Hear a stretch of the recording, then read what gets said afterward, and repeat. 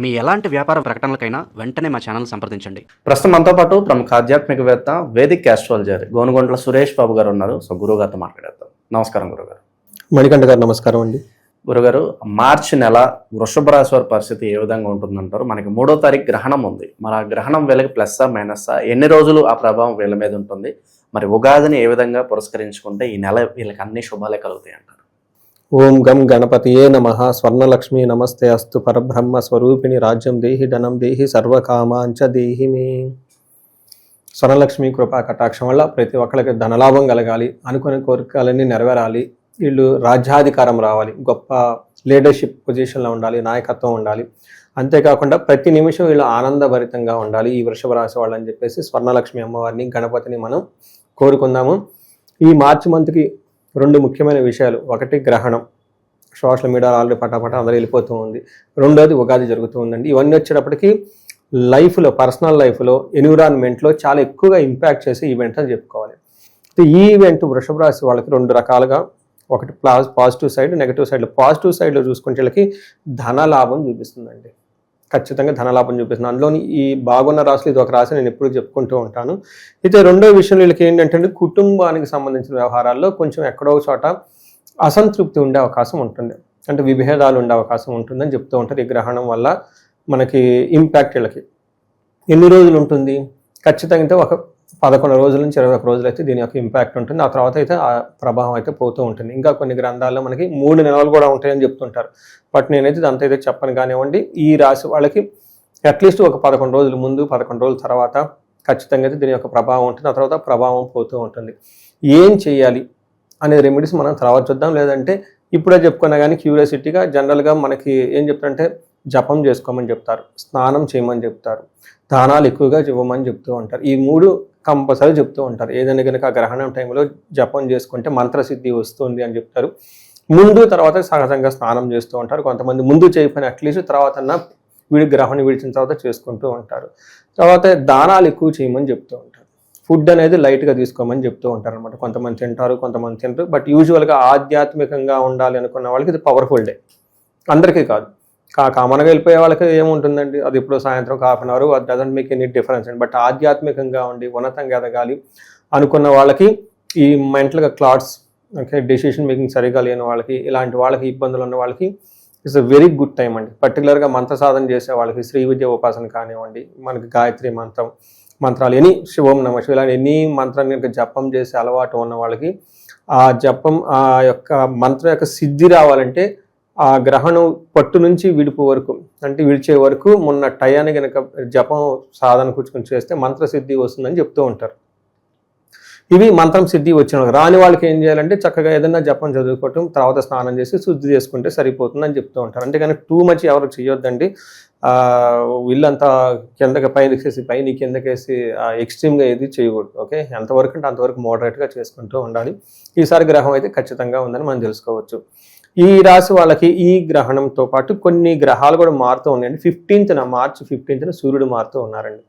ఇది ముందు తర్వాత అన్నట్లు ఒక టైంకి కనుక చూసుకుంటే ఈ టైంలో కూడా కొంచెం చేంజెస్ ఉంటుంది సూర్యుడు యొక్క ప్రభావం వల్ల. తర్వాత వీళ్ళకి శుక్రుడు మార్చి 2 మారుతూ ఉన్నారు.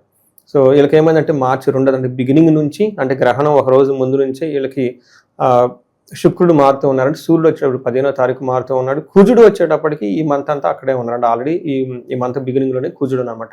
అంటే ఏదైనా కానీ గ్రహం మారుతూ ఉంటే 2 గ్రహాలు మారుతున్నది, అది సూర్యుడు, రెండోది వచ్చేటప్పుడు శుక్రుడు అనేది పెట్టుకోవాలన్నమాట. ఈ యొక్క గ్రహాల ప్రభావం, గ్రహం యొక్క ప్రభావం మనం కలిపి చూసుకుంటే వీళ్ళకి ఎలా ఉంటుందంటే క్రియాఫలం, ఓకే, శుచం, సౌఖ్యం, కలహం అని చెప్తారు. క్రియాఫలం అంటే అనుకున్న పనుల్లో అనుకున్నంతగా ఎక్కువగా రిజల్ట్ రాకుండా వీళ్ళకి ఎక్స్పెక్టేషన్స్ ఉంటుంది, ఆగిపోయే అవకాశం ఎక్కువ ఉంటుందని చెప్పుకోవచ్చు. శుచం, ఏదో ఒక విధంలో కొంచెం మానసికంగా ఆందోళన ఎక్కువ ఉంటుంది. ఓవరాల్గా చూసుకుంటే ప్రాస్పరిటీ, ఓకే, అశేష సౌఖ్యం అంటే ఓవరాల్ ప్రాస్పరిటీ ఉంటుంది. అనవసరమైన వాటికి గొడవలు పడతారు, కానీ ఆ గొడవలు కూడా త్వరగా ఏమంటారు సెట్ అయిపోతాయి, పెద్ద ఎక్కువ ఏమి ఉండదు. తర్వాత ఇది మనకి సూర్యుడు మారిన తర్వాత, ఇదంతా గ్రహణం తర్వాత ఇమీడియట్లీ ఫస్ట్ 11 days ఉండేది. 11 అయితే చూడండి గ్రహణం యొక్క ఇంపాక్ట్ ఎలా ఉంటుందో. ఎప్పుడైతే గ్రహణంలో సూర్యుడు గ్రహణం అయిపోయిన తర్వాత సూర్యుడు మాత్రం వీళ్ళకి విత్త లాభం, అంతకుముందు పని చేస్తే కలిసి రాదు. ఇప్పుడు ఈ సూర్యుడు మారిన తర్వాత ప్రతి పనిలో కలిసి వస్తుంటుంది. కుజుడు 10వ ఇంట్లో ఉండటంతో ప్రొఫెషనల్ మ్యాటర్స్లో కొంచెం బాగా టెన్షన్గా ఉండే అవకాశం ఎక్కువగా ఉంటుంది. బుధుడు మంచి చక్కగా సౌఖ్యాన్ని కంఫర్టబుల్గా వేస్తూ ఉంటారు. శుక్రుడు అభయం, వీళ్ళని బాగా కాపాడే గ్రహం ఎవరంటే మనం చూసుకుంటే శుక్రుడు. ఎందులోని ఈ రాశి అధిపతి కూడాను శుక్రుడే కావటము. ఎందుకని ఇది కూడా చేసుకుంటే చాలా బాగుంటుంది. ఓవరాల్గా కనుక చూసుకుంటే 10వ స్థానాలకు వీళ్ళకి ఒత్తిడి ఎక్కువ ఉంటుందని గమనించుకోవాలి. ప్రొఫెషనల్ మ్యాటర్స్లో అది గ్రహణం ఎఫెక్ట్ అయితేనేమి ఏదైనా ఎఫెక్ట్ అని మనం చెప్పుకోవచ్చు. తర్వాత ఇది ఇండివిజువల్గా మనం చూసుకుంటే సూర్యుడు వీళ్ళకి మారిన తర్వాత మారక ముందు కూడాను ఏం చెప్తారంటే గృహే నిత్యోత్సవం శుభం, ఇంట్లో వీళ్ళకి శుభకార్యం జరుగుతూ ఉంటుంది. నిత్య మాధుర్య భుక్తి, చక్కగా మంచి ఫుడ్ అంతా తింటూ ఉంటారు. అర్ధచ్చ స్వకులాచార, ధనం ప్రకారంగా బాగుంటుంది. అన్ని విషయాలన్నీ చక్కగా అన్ని విషయాలు బాగుంటుంది. అంటే సూర్యుడు వీళ్ళకి విశేషంగా బాగా లాభిస్తున్నాడు అనేది చాలా ఇంపార్టెంట్. అందులోని ఎప్పుడండి గ్రహణం అయిపోయిన తర్వాత, అంటే మనకు 3వ తారీఖు అయిపోతుంది కదండి, 15th సూర్యుడు మారిన తర్వాత దీని యొక్క ఇంపాక్ట్ ఉంటుందని తెలుసుకోవాలి. కుజుడు వీళ్ళకి 10వ స్థానంలో ఉండటంతో ప్రొఫెషన్ మ్యాటర్లో కొంచెం చాలా ఏమంటారు ఉరుకులు పరుగులతో ఉంటుంది. హడావుడి, tension. Project last week submit చేయాలి. ఫోన్లు ఉండరు, అపాయింట్మెంట్లు ఉండవు, ఏమో ఉండవు.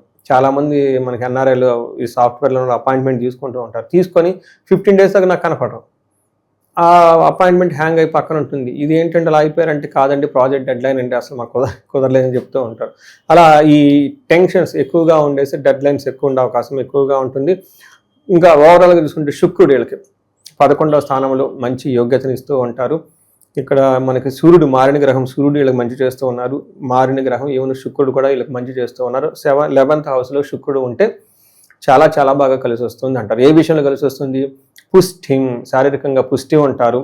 తర్వాత కాంతివంతంగా ఉంటారు. అంతేకాకుండా ఇష్ట సిద్ధి కార్య సాధనం, అనుకున్న పనులని చక్కగా చేసుకుంటూ ఉంటారు. దాంతోపాటు మంచిగా చక్కగా భోజనము, విందులు, వినోదాలు చేస్తూ బాగుంటుంది. పిల్లలకు మాత్రం హెల్త్ విషయాలు కొంచెం జాగ్రత్త. పర్టికులర్ అకాడమిక్స్లో ఎవరైతే ఉన్నారో వాళ్ళకి కొంచెం స్లోగా ఉండే అవకాశం ఉంటుంది. పేరెంట్స్ దగ్గరగా కూర్చొని వాళ్ళకి మొత్తం ఎక్కువగా ఏమంటారు కాన్సన్ట్రేషన్, వాళ్ళకి ప్లానింగ్, చిన్నపిల్లలకి ప్లానింగ్ ఉండదు. వాళ్ళకి అన్ని చదువుతారు కానివ్వండి, ప్లానింగ్ చేసుకోవటారు అది ఆ వయసులో. దగ్గరకు వచ్చిన పర్టికులర్గా హై స్కూలు, మనకి మధ్యగా స్కూల్లో ఉంటారు కదండి, వాళ్ళు ఆడుకుందాం అటు ఇటు క్యూరియాసిటీ మూవీ చూద్దామని చూస్తూ ఉంటారు. బిగ్గెస్ట్ ప్రాబ్లం ఏంటంటే పేరెంట్స్ కనుక వాళ్ళ పక్కన కూర్చొని ప్లానింగ్ ఇస్తే చదువుతారండి. మనం బిజీ అయితే వాళ్ళు మనకంటే ఎక్కువ బిజీ అయిపోతారు. ఈ రోజుల్లో ఫోన్లు అవన్నీ ఉండటంతో. సో తల్లిదండ్రులకు ముఖ్యమైన సూచన, మీ బిజీ పనులు ఆపుకొని వాళ్ళ పక్కన కూర్చొని, పాపం వాళ్ళకి ఆ వయసులో ప్లానింగ్ రాదు, చక్కగా మీరు ప్లాన్ చేసి స్టెప్ బై స్టెప్ తీసుకెళ్ళిపోతుంటే వాళ్ళకి ఆ క్యూరియాసిటీ ఉంటుంది. సో వీళ్ళకి అకాడమిక్స్ పిల్లలకు కొంచెం స్లోగా ఉండే అవకాశం ఉంది. కాబట్టి వృషభ రాశి వాళ్ళు కొంచెం జాగ్రత్తగా ఉండటం ఎంతైనా అవసరం. ఈ రాశిలో నక్షత్రాలు వాళ్ళకి ప్రత్యేకంగా ఏ విధంగా ఉంటుంది గురుగారు? ఇది వెరీ గుడ్ క్వశ్చన్ అండి. నక్షత్రాల గురించి చెప్పడం అంటే అంత ఈజీ ఏం కాదండి, చాలా డిఫరెంట్ టూల్స్ అన్ని వాడాల్సి ఉంటుంది. ఇందులో కృతికా నక్షత్రం వాళ్ళకి ఫస్ట్ ఫోర్మోస్ట్ ఏంటంటే వీళ్ళకి చాలా క్షేమంగా ఉంటారు, లాభప్రదంగా ఉంటుంది. ఇంకేం కావాలండి? లాభం వస్తుంది, క్షేమం ఉంటుంది. పరవాసము, ఈ టైంలో వీళ్ళు అవుట్ స్టేషన్ వెళ్ళే అవకాశం, లాంగ్ డిస్టెన్స్ ట్రావెల్ చేసే అవకాశం ఉంటుంది. క్షేమంగా ఉంటారు. అయితే వీళ్ళకి హెల్త్ కండిషన్స్ కొంచెం జాగ్రత్తగా ఉంటుంది. ఇది కూడా సూర్యుడు ఈ గ్రహణం యొక్క ఇంపాక్ట్ అయితే ఏమనుకోవచ్చు, కొంచెం జాగ్రత్తగా ఉండండి. తర్వాత ఏదైనా కనుక పని చేస్తే మంత్ ఎండ్లో మధ్యలో బ్రేకులు వచ్చే అవకాశం ఉంటుంది. అది కూడా శుక్రుని వల్ల, లేడీస్ వల్ల కానివ్వండి, లేదంటే వైఫ్ అండ్ హస్బెండ్కి సంబంధించిన వ్యవహారాల్లో అలా అన్యోన్యత దెబ్బతినే అవకాశం ఉంటుందని గమనించుకోవాలి. రోహిణి నక్షత్రం వాళ్ళకి అతిగా భయపడుతూ ఉంటారు. తర్వాత వీళ్ళకి క్షేమంగా ఉంటారు, లాభప్రదంగా ఉంటుంది. వీళ్ళకు ఉన్న ప్రాబ్లం ఏంటంటే అతిగా భయపడుతూ ఉంటారు. హెల్త్ విషయంలో చాలా జాగ్రత్తగా ఉండాలి.